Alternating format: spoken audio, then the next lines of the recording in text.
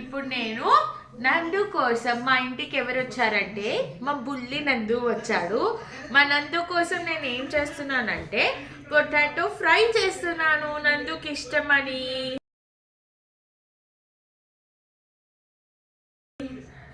Okay, so ఇప్పుడు potatoes నేను నందు కలిపి వాష్ చేసేసాం. మంచిగా ఆయిల్ పెట్టేశాను. దగ్గరకు అక్కడే ఉండు. ఆయిల్ పెట్టేశాను. ఆయిల్లో ఇట్లా పొటాటోస్ వేసాను. ఆయిల్లో పొటాటోస్ అన్నీ మంచిగా ఫ్రై అయిపోతున్నాయి.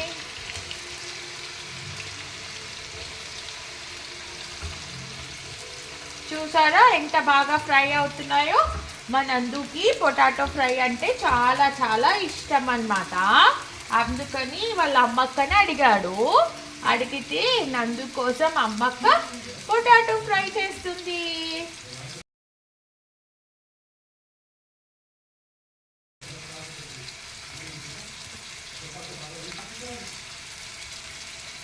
బాగుందా మరి? మీకు కూడా మీరు కూడా ఇట్లా చేసుకుంటారా ఇంట్లో? ఇప్పుడు పొటాటోస్ అన్నీ వేసిన తర్వాత దీన్ని ఈ పొటాటోస్ అన్నీ వేసాక ఆయిల్లో దీన్ని బాగా ఇట్లా ఫ్రై చేయాలి.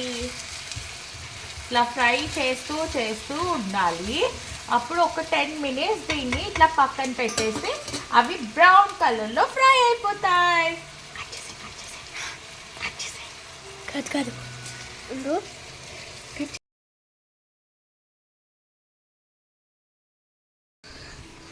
ఇప్పుడు దీన్ని కొంచెం ఇట్లా ఇట్లా ఇట్లా కలపాలి. ఓకే, కలిపితే ఇవి మంచిగా బ్రౌన్గా ఫ్రై అవుతాయి. ఫ్రై అయ్యే వరకు దీన్ని ఇట్లా బాగా కలుపుకోండి.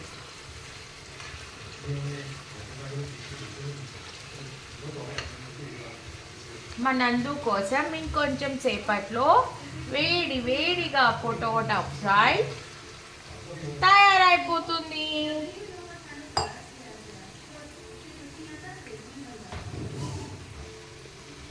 ఇప్పుడు ఇందులో ఉన్న ఆయిల్ ఎక్కువ ఉంది కదా, ఈ ఆయిల్ అంతా మనం ఇందులో ఇట్లా స్ట్రెయిన్ చేసేద్దాం.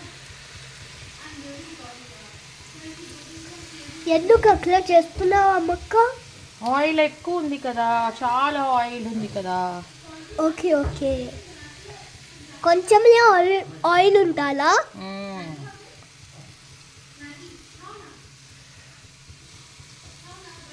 ఈ ఆయిల్ అంతా నేను ఇట్లా స్ట్రెయిన్ చేసిన తర్వాత ఇప్పుడు నేను ఇందులో కొన్ని ఆనియన్స్ వేస్తాను.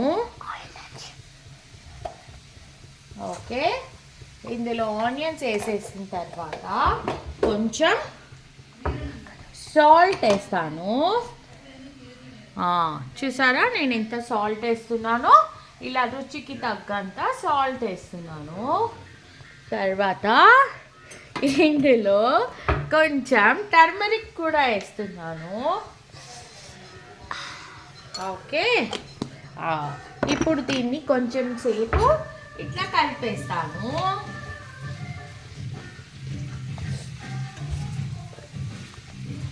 దీన్ని ఇలా కలిపేసిన తర్వాత దీన్ని మంచిగా ఇట్లా మూత పెట్టేస్తాను.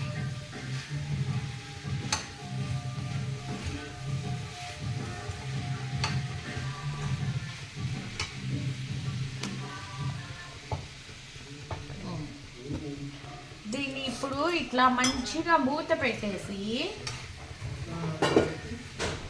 దీన్ని ఇట్లా మూత పెట్టేసి ఇలా పెట్టేస్తున్నాను. ఇప్పుడు ఇది కుక్ అవుతుంది. ఓకే, కుక్ అయ్యేంత వరకు నేను నందు కాసేపు వెళ్ళి నెంబర్స్ చదువుకుంటాము. ఓకే, చలో ఆఫ్ చేయి.